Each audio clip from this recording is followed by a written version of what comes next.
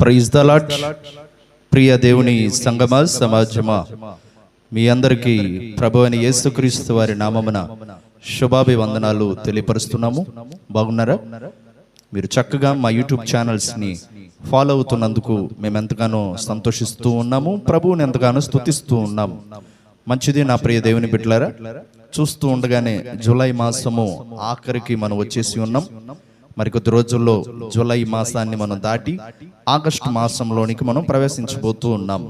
మంచిది నా ప్రియ దేవుని బిడ్డలారా, ప్రతి దినము, ప్రతి క్షణము, ప్రతి సమయము మనల్ని దాటి వెళ్తుంది అంటే మనం ఇంకా సజీవుల లెక్కలో ఉన్నాము అని అంటే గుర్తుపెట్టుకో నా ప్రియ దేవుని బిడ్డలారా, దేవుని కనుదృష్టి, దేవుని కృప, దేవుని వాత్సల్యత మన యందు మన మీద ఉన్నది అన్న వాస్తవాన్ని నువ్వు జ్ఞాపకం చేసుకోవాలి నా ప్రియ దేవుని బిడ్డలారా. మనకంటే గనులు, మనకంటే గొప్పవాళ్ళు ఈ భూమి మీద ఎంతో మంది ఉన్నారు, కానీ ఈ దినం చూడని వారు చాలా మంది ఉన్నారు. ఈ దినం చూడాలనుకున్న వారు చూడకుండానే కాలగర్భంలో కలిసిపోయిన వారు, కనుమరుగైపోయిన వారు కోకొల్లల మంది ఉన్నారు. మనం వారికంటే గొప్పవాళ్ళం కాదు, కానీ మనం ఇంకా సజీవులుగా ఉన్నామంటే గుర్తుపెట్టుకోవాలి, ఏ మంచి లేని వారమైనా మన మీద, ఏ నీతి లేని వారమైనా మన మీద ఆయన కనుదృష్టి మన మీద ఉంది. కాబట్టే మనం ఇంకా ఈ భూమి మీద ప్రియమైన దేవుని బిడ్డలారా బ్రతికి ఉన్నామన్న విషయాన్నే జ్ఞాపకం చేస్తున్నాను. మంచిది నా ప్రియ దేవుని బిడ్డలారా, ఈ సమయంలో చూడండి, కీర్తనలో 33వ కీర్తన 19వ వచనం, 33వ కీర్తన 19వ వచనం.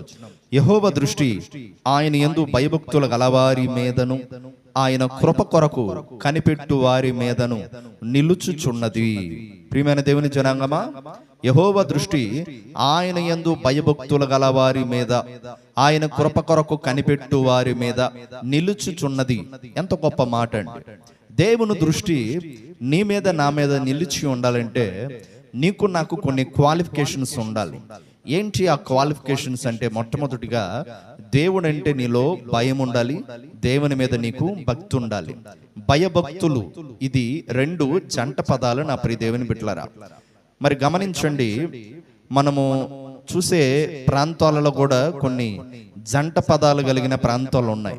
సికింద్రాబాద్, హైదరాబాద్ జంట పదాలు, విజయవాడ, బెజవాడ జంట పదాలు. ప్రియమైన దేవుని బిడ్డలారా, అలాగే గమనించండి, బైబిల్ గ్రంథంలో కూడా ప్రక్క ప్రక్కనే ఉండే పదాలు ఇవి, భయభక్తులు. ప్రియమైన దేవుని జనాంగమా, దేవుని యందు భయం ఉండాలి, ఎట్ ఏ టైం దేవుని మీద భక్తి ఉండాలి.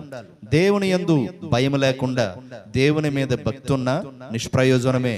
దేవుని యందు భక్తి ఉండి దేవుడంటే భయం లేకపోయినా నిష్ప్రయోజనమే.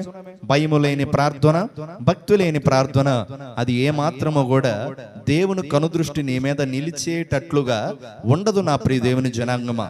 ఈ రోజుల్లో చాలా మంది మరి విశ్వాసులు కనబడుతున్నారు, కానీ భయం లేని విశ్వాసులు, భక్తి లేని విశ్వాసులు కనబడుతున్నారు.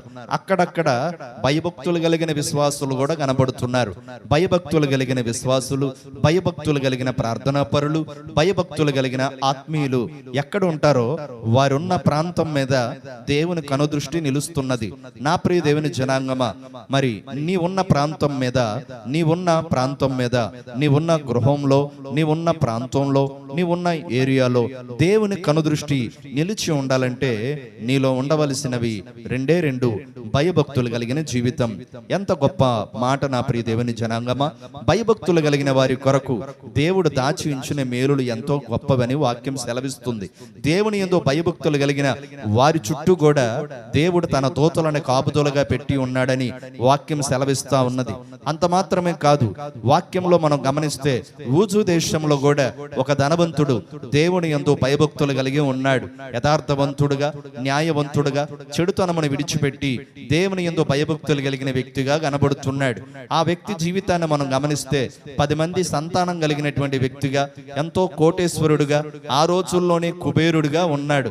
అయితే నా ప్రియ దేవుని జనాంగమా, అంత కోటేశ్వరుడైనా, అంత ధనవంతుడైనా, అంత గొప్పవాడైనా అతనిలో ఏ మాత్రం కూడా చీమంత గర్వం కూడా మనం చూడము నా ప్రియ దేవుని బిడ్డలారా. దేవుడు అతను చేస్తున్న భక్తిని చూస్తున్నాడు. దేవుడంటే అతనిలో ఉన్న భయాన్ని దేవుడు చూస్తున్నాడు. ప్రతిరోజు తన బిడ్డల నిమిత్తము అరుణోదయమును లేచి ఒక్కొక్క బిడ్డ నిమిత్తము ఒక్కొక్క గొర్రె పిల్లను దహన బలిగా అర్పిస్తున్నట్లుగా మనం చూస్తున్నాము. నా ప్రియ దేవుని బిడ్డలారా, నా బిడ్డలు హృదయంలో కూడా పాపం చేయకూడదని వారు యవన కాలంలోకి వచ్చారు. నా కూతుర్లు కొడుకులు పాపంలో పడకూడదని ఒక తండ్రిగా, ఒక విశ్వాసిగా, ఒక భక్తుడిగా, ఒక ప్రార్థనా పరుడుగా, ఒక ఆత్మీయుడిగా తన బిడ్డల కొరకు ప్రార్థన చేసే వ్యక్తిగా మనం చూస్తున్నాము.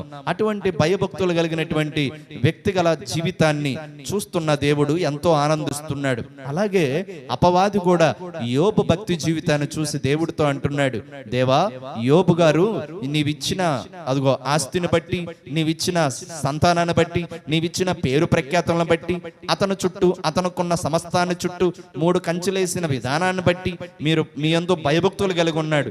అవన్నీ ఒక్కసారి తీసేసేయండి, భయభక్తులు కలిగిన జీవితం కాస్త ప్రక్కకి వెళ్ళిపోద్ది అని అపవాది అన్నప్పుడు దేవుడు అంటున్నాడు, సరే అపవాది, నువ్వు అన్నట్లుగానే నేను అన్ని తీసివేస్తాను. అయితే అతని ప్రాణం మీద నీకు అధికారం లేదు, ఇదిగో జాగ్రత్త అని చెప్పినప్పుడు మరి దేవుడైన యెహోవా అపవాదిని పంపించినట్లుగా మనం చూస్తూ ఉన్నాం. అపవాది యోబు దగ్గరకు వచ్చినప్పుడు, ప్రియమైన దేవుని బిడ్డలారా, మరి ఒక్కరోజే తన బిడ్డలను పోగొట్టుకుంటాడు యోబు. మరి దీన స్థితిలోకి వెళ్ళిపోతాడు. అంత స్థితిలోకి వెళ్ళిపోయినా తనలో ఉన్న భయభక్తులు కలిగిన జీవితం మాత్రం ఏమాత్రం కూడా పోలేదు. నా ప్రియ దేవుని బిడ్డలారా, ఈ మాట నేను ఎందుకు చెప్తున్నానంటే, నిజంగా దేవుడు అంటే భయభక్తులు కలిగిన వాడు దేవుడేదో తనకిచ్చిన వాటిని బట్టి దేవుణ్ణి ఆరాధించడు. ఏమి ఉన్నా ఏమి లేకపోయినా దేవుణ్ణి ఆరాధించేవాడే భయభక్తులు కలిగిన వాడు. అన్ని ఉన్నప్పుడు ఒకలాగా, ఏమీ లేనప్పుడు మరోలాగా ఉండేవాడు భయభక్తులు కలిగిన వాడు కాదు. కోటేశ్వరుడుగా ఉన్నప్పుడు దేవుణ్ణి ఆరాధించేవాడు. మరి ప్రియమైన దేవుని బిడ్డలారా, మరి బికారిగా ఉన్నప్పుడు కూడా దేవుణ్ణి ఆరాధించేవాడే భయభక్తులు కలిగిన వాడు. సున్నాలో ఉన్న దేవుణ్ణి ఆరాధించాలి, మరి లక్షాధికారిగా ఉన్న దేవుణ్ణి ఆరాధించాలి. అటువంటి మరి గుణము, అటువంటి స్వభావము యోబులో దేవుడు చూశాడు. కాబట్టి యోబుకు దేవుడు 2 అంతల ఆశీర్వాదాన్ని ఇచ్చినట్లుగా మనం చూస్తూ ఉన్నాం. యోబు మీద దేవుని దృష్టి ఉన్నది, యోబు కుటుంబం మీద దేవుని కనుదృష్టి ఉన్నది, యోబు ఉన్న ప్రాంతం మీద దేవుని కనుదృష్టి ఉన్నది. నా ప్రియ దేవుని జనాంగమా, మరి నీవున్న ప్రాంతం మీద, నీవున్న ప్లేస్ మీద, నీవున్న కుటుంబం మీద దేవుని కనుదృష్టి ఉండాలంటే నువ్వు నిత్యము దేవుని యందు భయభక్తులు కలిగి ఉండాలి బిడ్డ.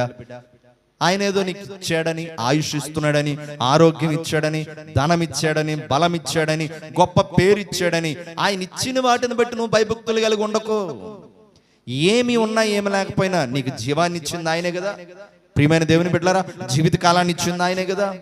ఏమి ఉన్నా ఏమి లేకపోయినా దేవుని యందు భయభక్తులు కలిగి ఉన్నవాడే దేవుని కనుదృష్టి ఆ వ్యక్తి మీద ఉంటుంది. అంత మాత్రమే కాదు, నా ప్రియ దేవుని జనాంగమా, ఆయన కృప కొరకు కనిపెట్టే వారి మీద నిలుచుచున్నది. కనిపెడుతున్నావా?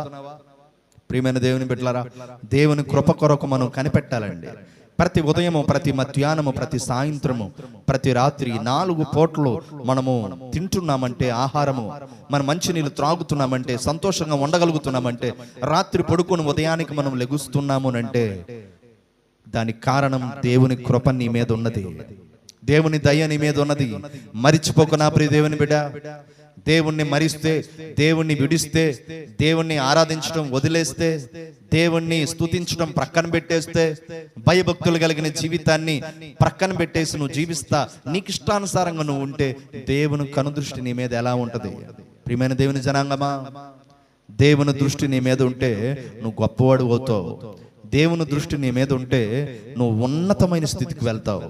దేవుని దృష్టి నీ మీద ఉంటే, ప్రియమైన దేవుని బిడ్డలారా, ఎవరి దృష్టి నీ మీద ఉన్నా లేకపోయినా పర్వాలా, మనుషుల దృష్టి నీ మీద లేకపోయినా పర్వాలా, ఇరుగు పొరుగు వాళ్ళ దృష్టి నీ మీద లేకపోయినా పర్వాలా, అధికారుల దృష్టి నీ మీద లేకపోయినా పర్వాలా, కానీ దేవుని దృష్టి నీ మీద ఉంటే నువ్వు అధికారులే నీ వైపు దృష్టి పెట్టేటట్లుగా నా దేవుడు చేయబోతున్నాడు. ఆమేన్.